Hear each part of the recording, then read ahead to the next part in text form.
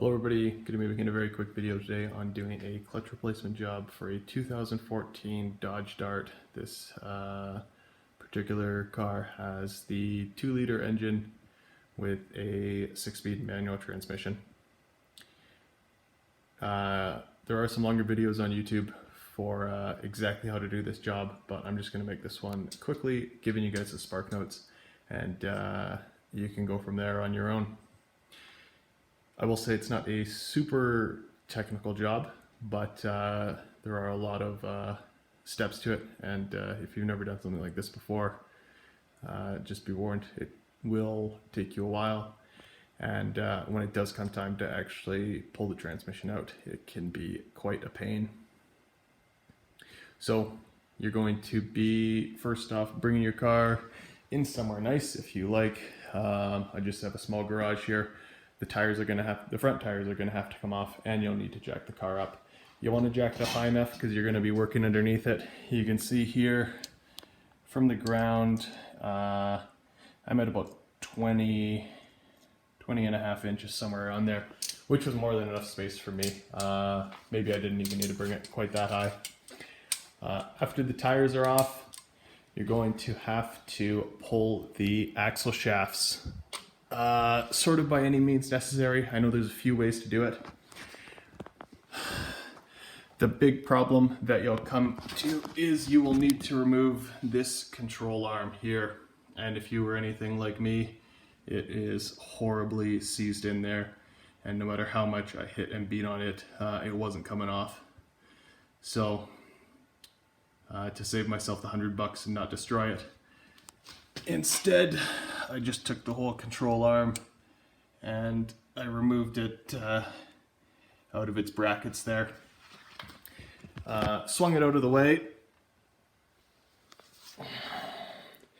and it actually left me with some really nice room to work on the transmission with this thing moved. You will have to pull the aluminum cross member that sits in there. You'll have to remove that, but that's going to have to come out anyways in order to pull the axle shafts. And there's more videos on doing that on YouTube as well. Once the axle shafts are out, a few other things you'll need to remove from underneath is, well, you'll need to remove the wheel well covers and or the wheel well liners, and all the underbelly liners as well. You'll need to remove your catalytic converter, and just be careful with the bolts, because depending on how tired your car is, they might just snap off like nothing.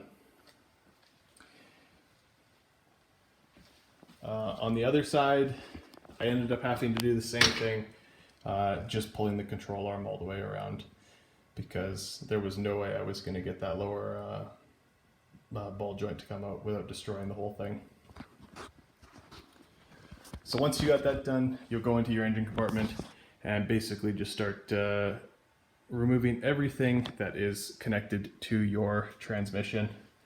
On the engine side, you'll just have to remove the air intake over there. Now, when pulling everything out, the only thing that really gave me problems were these two sort of shifter linkages, because they are attached into their bracket with these plastic clips here, which I ended up breaking both of them in order to get it out. And in hindsight, I actually could have just removed the bracket and tied it out of the way. So I wish I would have done that, because I went to Dodge and they told me they wouldn't sell me the replacement clips unless I bought the entire assembly. You'll need to remove your battery and battery assembly, which I pulled out over here, and then just this sort of power distribution box will need to be tied out of the way. That's really it. From there, you should have access to just about everything. You might need to move your windshield washer reservoir, just loosen it to get it out of the way a little bit. And then there's a few sensors and plugs that you'll want to pull as well. The only things you really want to wait with is the actual transmission mounting bracket, which is these 3 bolts in here, and then the ones down here, there's 3 of these around as well. You don't want to pull that because that holds your transmission up. And then there's some more brackets. Let's see if we can get a light on them. Kind of hard to see. There they are. That thing there. There's another mount underneath, which holds it together. For special tools, you can pretty much get away with everything you already have in your toolbox. You might want some extra socket extensions and a swivel head. You'll need a 36mm socket for the axle nut, and then you can help yourself out by buying these E-torque sockets as well. The biggest one you'll need is the E20 if you're doing the entire job. And if you're going to be changing the transmission fluid, you'll need a 12mm Allen socket. Some zip ties to put everything back together. Torque wrench, you'll want one that's good up to 200 foot-pounds. And I think that's pretty much all I wanted to say. Just be extra careful when you're actually pulling the transmission out.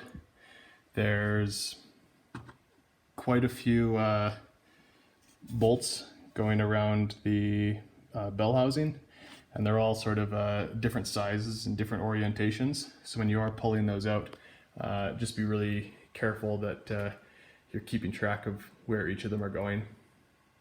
One other quick thing I just want to touch on is the starter is in a super awkward position, and it doesn't need to be taken out completely to do this job, but you will have to, at the very least, remove the bolts.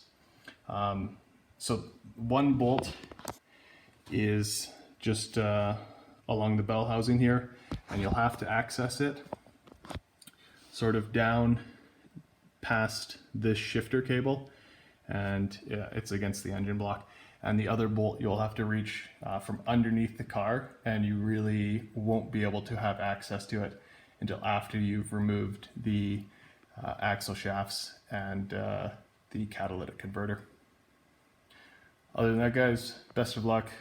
Bit of a challenging job, but it's rewarding if you get it done, and hope it works out. Thanks.